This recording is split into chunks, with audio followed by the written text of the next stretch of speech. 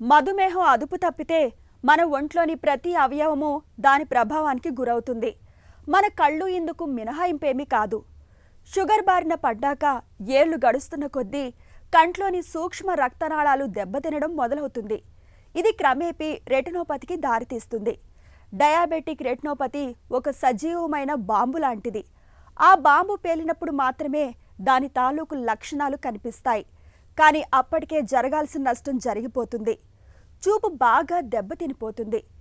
ఈ నష్టాన్ని నివారించాలంటే డయాబెటిక్ రెటినోపతిని సాధ్యమైనంత వరకు త్వరగా గుర్తించడంతో పాటు అంతే త్వరగా చికిత్సను మొదలు పెట్టాల్సి ఉంటుందని చెబుతారు డాక్టర్లు. నిశ్శబ్దంగా చూపును కబళించే డయాబెటిక్ రెటినోపతి గురించిన పూర్తి వివరాల్ని ఇప్పుడు తెలుసుకుందాం.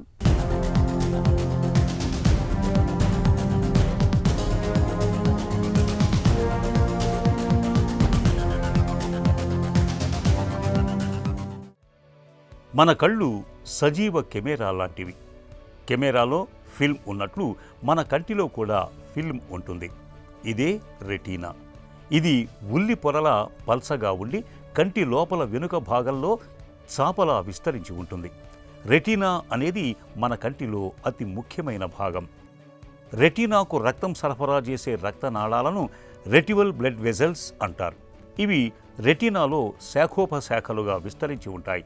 షుగర్ వ్యాధి ఈ రెటీనా రక్తనాళాలను బలహీనపరిచి వాటికి తూట్లు పడేలా చేస్తుంది. అందువల్ల ఈ నాళాలు లీక్ అవటం మొదలవుతుంది. రెటీనాలో ఈ లీకేజ్ అంచెలంచెలుగా పెరిగి ఆఖరి స్టేజీలలో తీవ్ర రక్తస్రావం జరుగుతుంది. షుగర్ వల్ల వచ్చే ఈ కంటి నాళాల జబ్బునే డయాబెటిక్ రెటినోపతిగా పిలుస్తారు. చాలా కాలం నుంచి షుగర్ జబ్బుతో బాధపడుతున్నప్పుడు షుగర్ లెవెల్స్ని ఎప్పుడూ నియంత్రణలో ఉంచుకొని వారు, షుగర్ లెవెల్స్లో వ్యత్యాసాలు ఎక్కువగా ఉంటున్నప్పుడు, షుగర్తో పాటు హై బీపీ, గుండె జబ్బులు, కిడ్నీ సమస్యలు ఉన్న వాళ్ళకి రెటినోపతి వంటి కంటి సమస్యలు వచ్చే అవకాశాలు చాలా ఎక్కువగా ఉంటాయి. ఈ రెటినోపతిలో ఈ micro angiopathy, micro vessels closure, dilatation, rupture, leakages ఇలాంటివి మొదలవుతూ ఉంటాయి. ఈ మొదలయ్యేదానికి మెయిన్ కారణం ఏమంటే ఎక్కువ రోజులు డయాబెటీస్ ఉండడము, ఎక్కువగా కంట్రోల్ లేకుండా పోవడము, మూడోది దాంతోపాటే ఈ BP, cholesterol, heart disease, kidney disease ఇవన్నీ తోడైనప్పుడు ఈ రెటీనాకు ఆక్సిజన్ శాతము పడిపోయి ఇవన్నీ జరుగుతూ ఉంటాయి. సో ఈ డయాబెటిక్ రెటినోపతిలో ఇస్కీమియా అంటే బ్లడ్ సప్లై లేకుండా ఉన్నప్పుడు చూపు తగ్గిపోతుంది. రెండోది ఎడిమా, రెటీనా వాపు ఉన్నప్పుడు కూడా అస్పష్టంగా కనపడి చూపు తగ్గిపోతుంది. ఇంకా మూడోది హిమరేజెస్, బ్లీడింగ్ అయ్యే దానివల్ల కూడా కన్ను బ్లీడర్స్తో నిండిపోయి చూపు తగ్గిపోవడం జరుగుతుంది. మన శరీరానికి గుండెపోటు అనేది ఎంత ప్రమాదకరమో డయాబెటిక్ రెటినోపతి అనేది మన కంటికి అంత ప్రమాదకరమైంది. పేషెంటు తనకు తానుగా ఈ వ్యాధిని గుర్తించటం సాధ్యం కాని పని. దీనిని గుర్తించటానికి ఒకే ఒక మార్గం డైలేటెడ్ రెటినల్ ఎగ్జామినేషన్, అంటే కంటి పాపను పెద్దదిగా చేసి రెటినా పరీక్ష చేయటం. డయాబెటిక్ రెటినోపతి ఒక స్టేజిగా ప్రారంభమై అంచెలంచెలుగా పెరుగుతూ పోతుంది. తొలి దశల్లో పేషెంటులో ఏ విధమైన లక్షణాలు కనిపించవు. రెటినోపతి బాగా ముదిరి ఆఖరి దశలోకి వెళ్ళినప్పుడు మాత్రం కంటి చూపు తగ్గుతుంది. పరిస్థితి అంతవరకు వెళ్లకుండా సాధ్యమైనంత వరకు రెటినోపతిని తొలి దశలోనే గుర్తించినట్లయితే సమస్య ముదరకుండా చూసుకునే అవకాశం ఉంటుంది. Pupil dilatation, retina screening, fundus fluorescent angiography పరీక్షల సాయంతో ఇవాళ డయాబెటిక్ రెటినోపతిని చాలా వరకు ముందుగానే గుర్తించవచ్చు. డయాబెటిక్ రెటినోపతి అనేది గుర్తించడం కష్టమేం పనేం కాదు.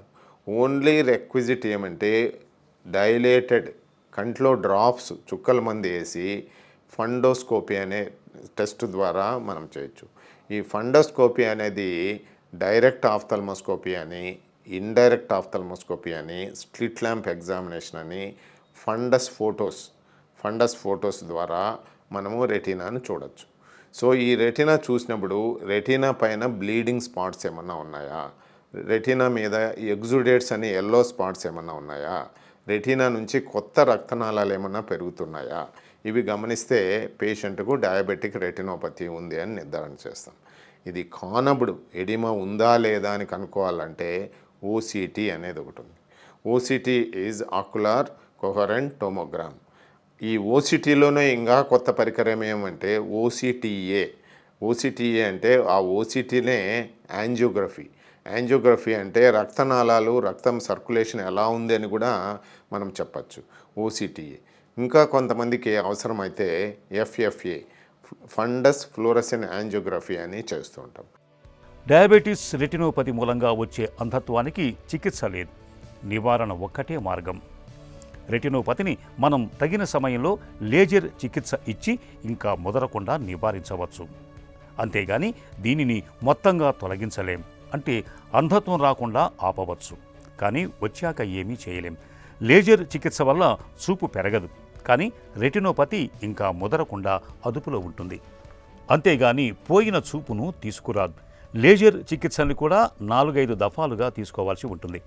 కంటి లోపల తీవ్ర రక్తస్రావం జరిగినప్పుడు, రెటినల్ డిటాచ్మెంట్ కూడా అయినప్పుడు ఇలాంటి పరిస్థితుల్లో క్లిష్టమైన సర్జరీ అవసరం పడుతుంది. రెటీనాను కొద్దిగానైనా బతికించడానికి చేసే చికిత్సను విట్రియా రెటినల్ సర్జరీ అంటారు. ఇది ఆఖరి ప్రయత్నం. అన్ని దారులు మూసుకుపోయి ఇక ఏమీ చేయలేని పరిస్థితుల్లో ఇది చేస్తారు. చూపు తిరిగి వచ్చే అవకాశాలు మాత్రం చాలా తక్కువగా ఉంటాయి. ట్రీట్మెంట్లో 3 చెప్తుంటాం. 3 ఏమి అంటే diet, drugs, exercise. So diet మార్చినావా లేదా, డ్రగ్స్ తీసుకుంటున్నావా లేదా, ఎక్సర్సైజ్ చేస్తున్నావా లేదా, ఈ 3 కూడా ఈ 3టికి హెల్ప్ అవుతాయి. మ్యాకులార్ ఎగ్జుడేట్స్ ఉన్నాయి, మ్యాకులార్ ఎడిమా ఉంది, ఇవి రివర్స్ అయ్యే ఛాన్స్ ఉంది ఎప్పుడు systemic control of the glucose వస్తుంది.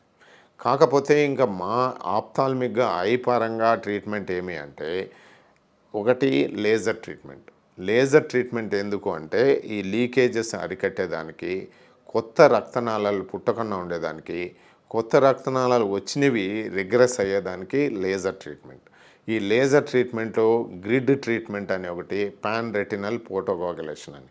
పాన్ రెటినల్ అంటే రెటీనా అంతా చేయడము, గ్రిడ్ అంటే ఎక్కడ అవసరమో అక్కడ సెంట్రల్ ఏరియాలో చేయడం. ఇది లేజర్ ట్రీట్మెంట్.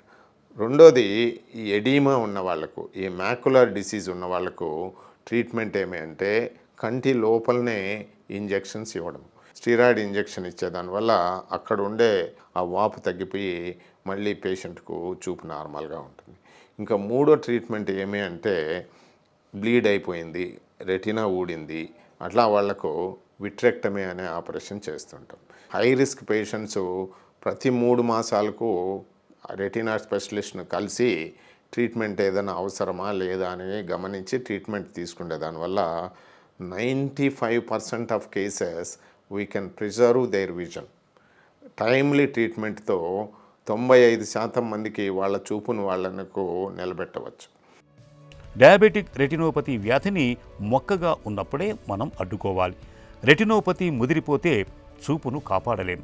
కాబట్టి షుగర్ జబ్బు ఉన్నప్పుడు దాన్ని తప్పనిసరిగా మందులు, ఆహార నియమాలు, వ్యాయామాలు, ఇతర జీవనశైలి జాగ్రత్తలు తీసుకుంటూ ఖచ్చితంగా అదుపులో ఉంచుకోవాలి.